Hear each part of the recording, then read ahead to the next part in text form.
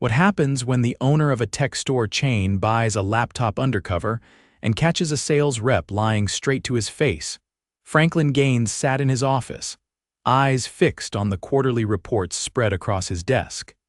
Sales were solid across 7 of the 9 stores. But 2 locations, Store 4 and Store 7, kept dragging the chain down. Customer reviews for 7 especially were brutal: long wait times, rude staff, and pushy sales tactics.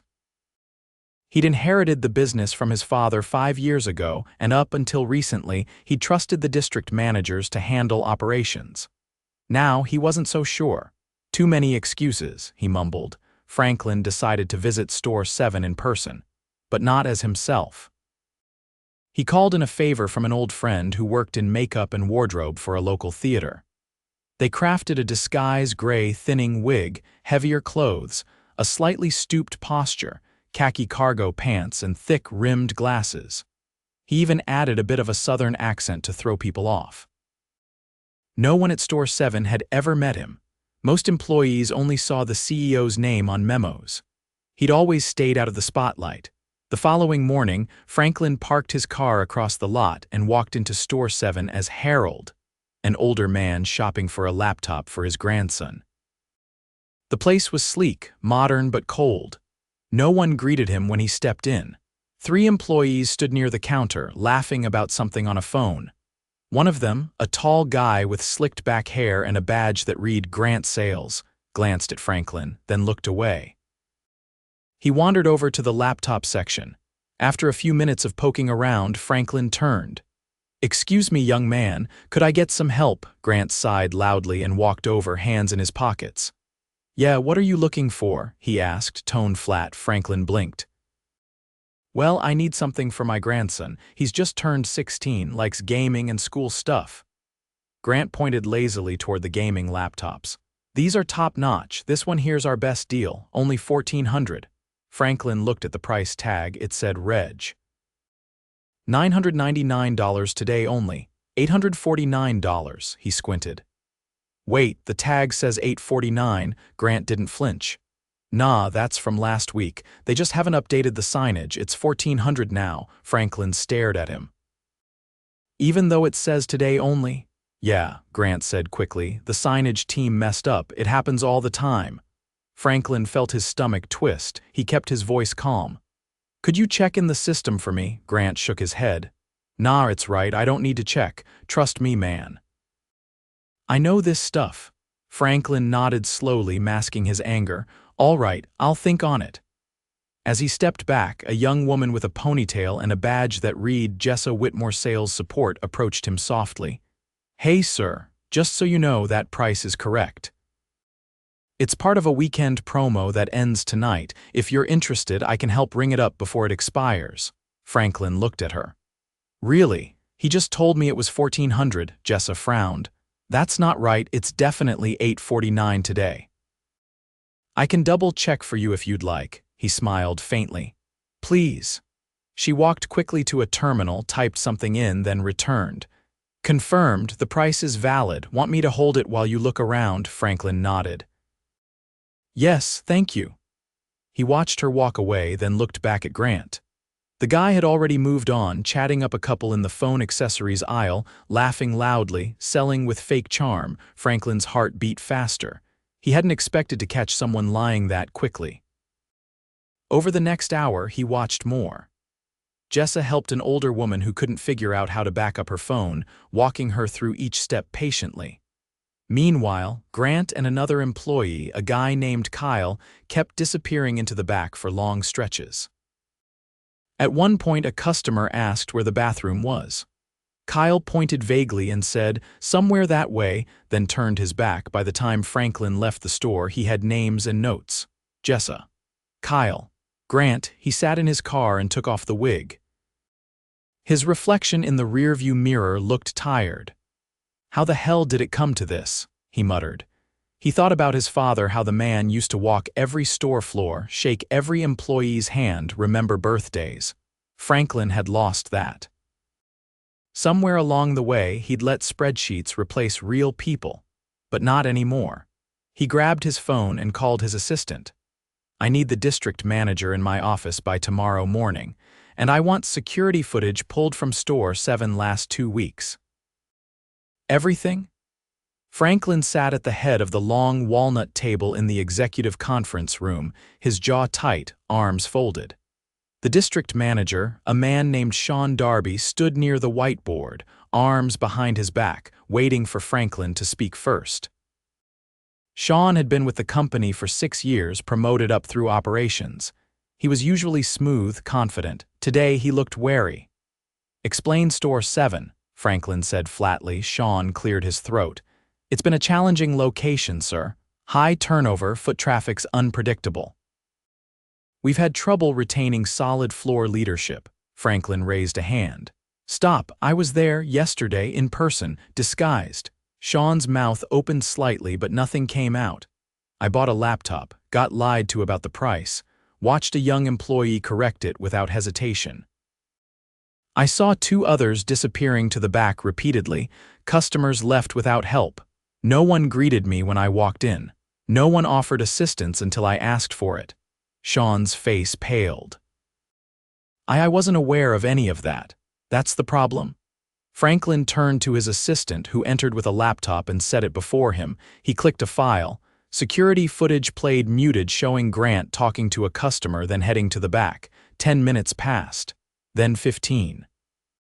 He reappeared, leaned against a counter, scrolled on his phone. Kyle joined him. They laughed. Another customer waited unattended near the headphones display. "Where's the floor manager?" Franklin asked. "Currently it's Grant. Temporarily. The previous manager left 3 weeks ago." "We haven't filled the position yet." Franklin looked up. "So the guy lying to customers is running the store?" Sean shifted uncomfortably. "I didn't know he was doing that." "Did you check?" Sean hesitated. "I reviewed sales numbers, KPI. We've been watching conversion rates. I don't care about metrics if the experience is broken. You don't need a spreadsheet to see customers being pushed out the door." Sean swallowed hard. "Do you want me to begin disciplinary?" "No. I don't want you handling it at all. As of now, I'm taking direct control of store 7 until further notice. You'll remain on your current assignments, but that store is off your plate." Sean nodded stiffly. "Understood." Franklin stood. "And Sean, if you knew and ignored it, that's one kind of problem. If you didn't know because you weren't checking, that's another. Neither is acceptable. Don't let this happen again."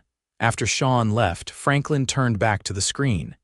He rewound the footage, paused on Jessa helping an elderly woman with a phone backup. The timestamp showed she spent 13 minutes with her. No rush. No shortcuts. He wrote her name down again, then closed the laptop. By early afternoon, he was back in the parking lot of store 7 in plain clothes, no disguise.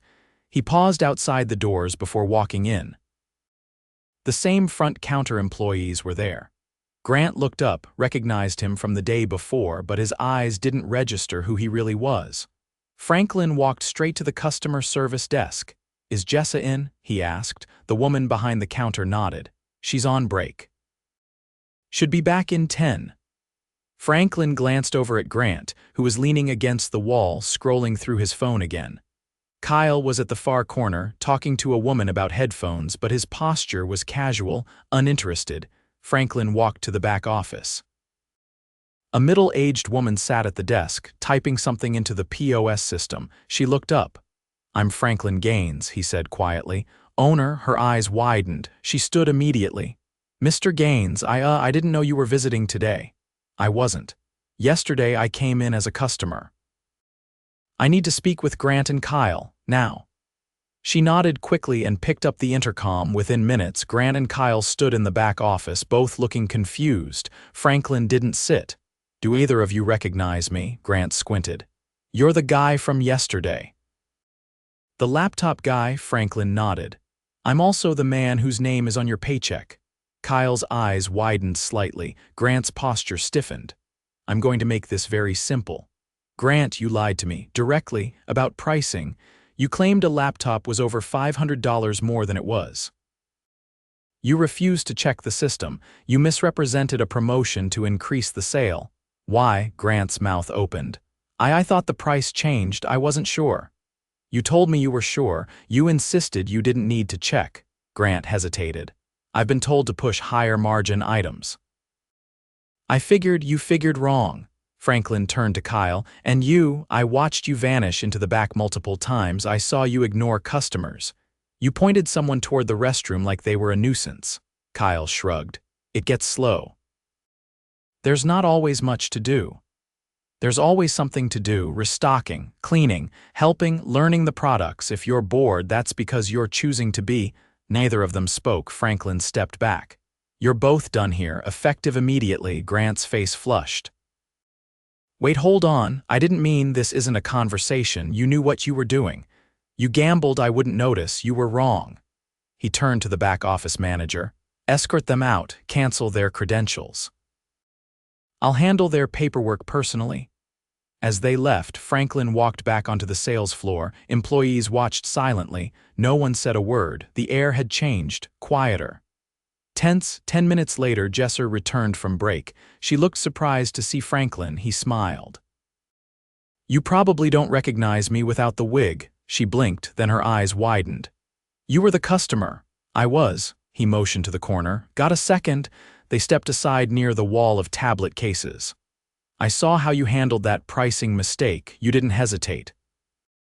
You corrected your coworker, even though it might have caused friction. You helped that woman with her phone backup without rushing. You were the only one who seemed to care about doing things right. Jessa lowered her voice.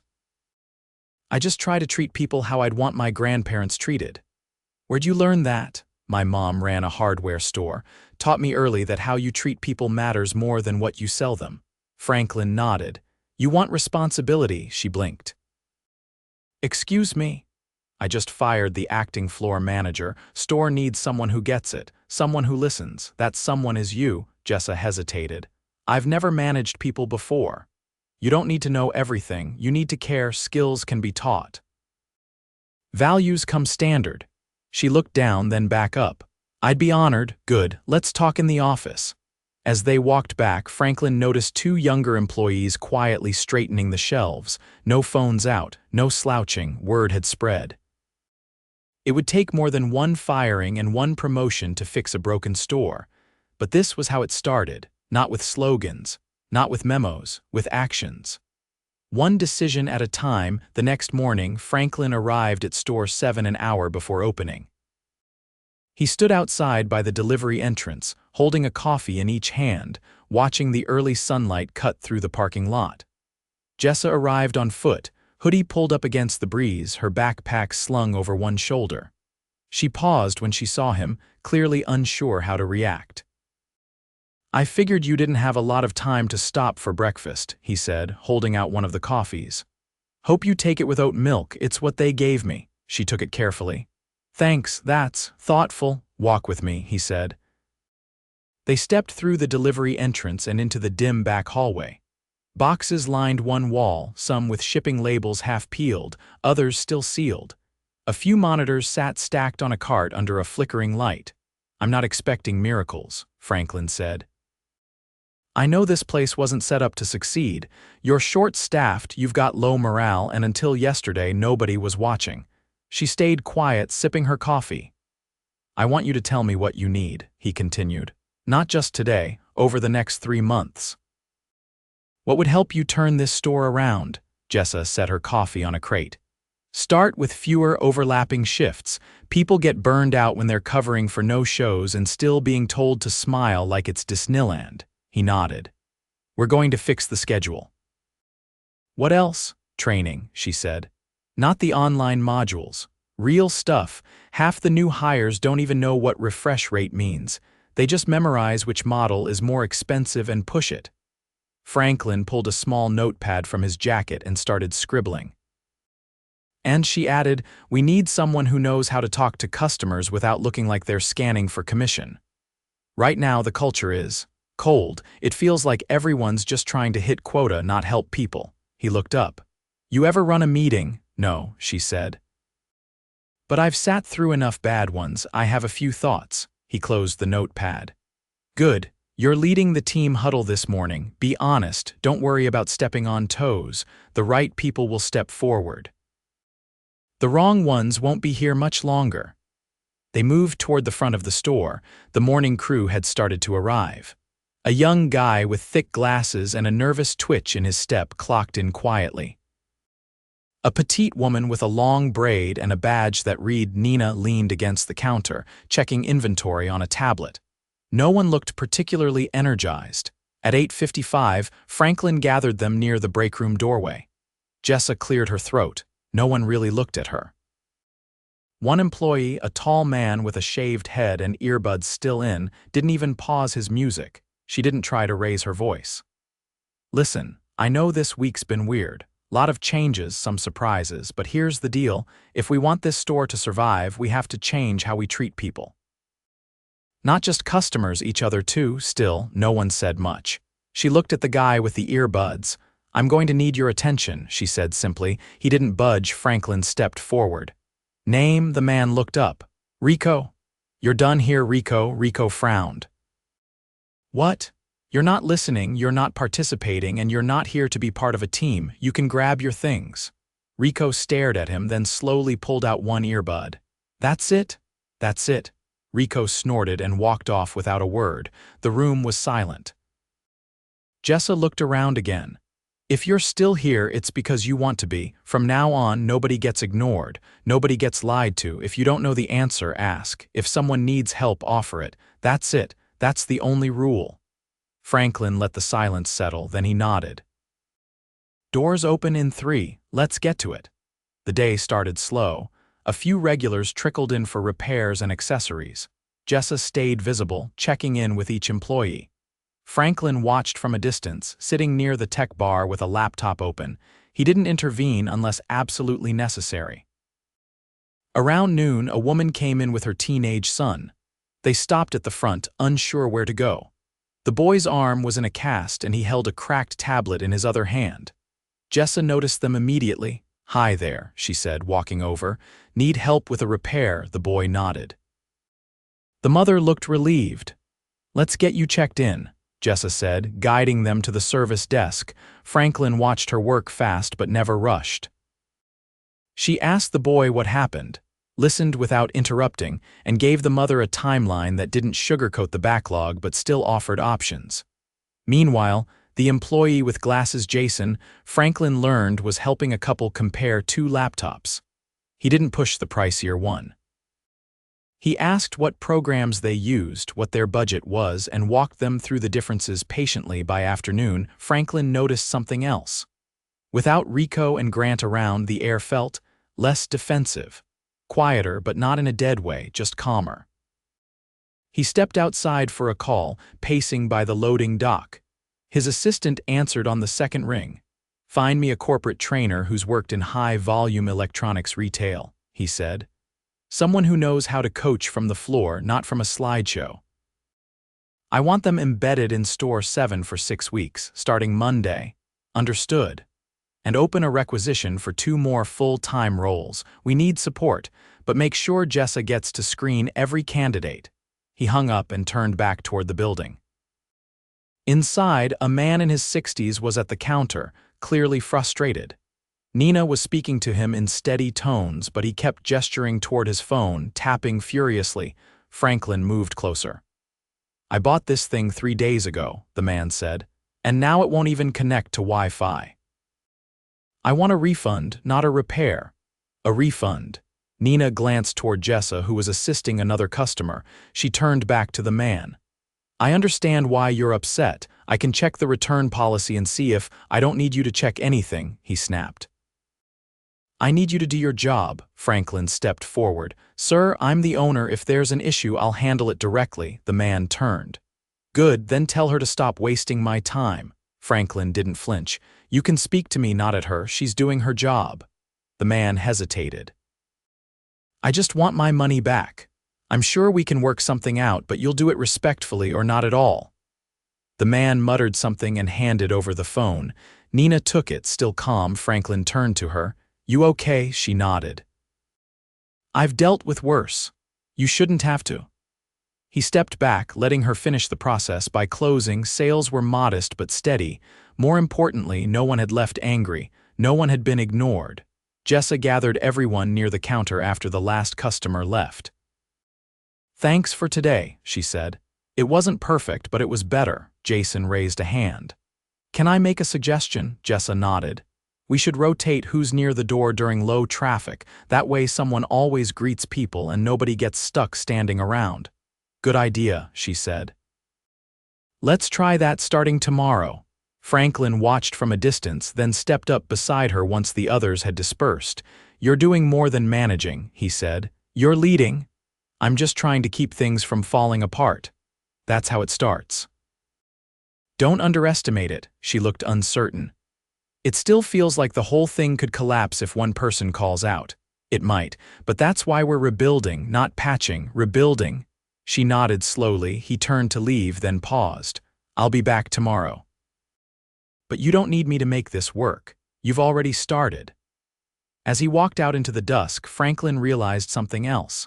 He hadn't thought about margins once all day. By the end of the first full week under new oversight, Store 7 wasn't fixed, but it was finally functioning. Franklin returned each morning, not to direct, but to observe and support. He didn't wear a suit, didn't carry a clipboard. He wore a dark polo and jeans, blending in just enough to listen without being intimidating. He'd set up a small table near the service kiosk and worked from there between calls, quietly watching the floor. On Friday afternoon, the corporate trainer arrived. Her name was Denise Calder. Early 40s, sharp voice, sharp eyes, and a reputation for rebuilding broken retail teams without sugarcoating anything. She'd trained launch staff for multiple flagship locations across the West Coast and had never requested a single slide deck.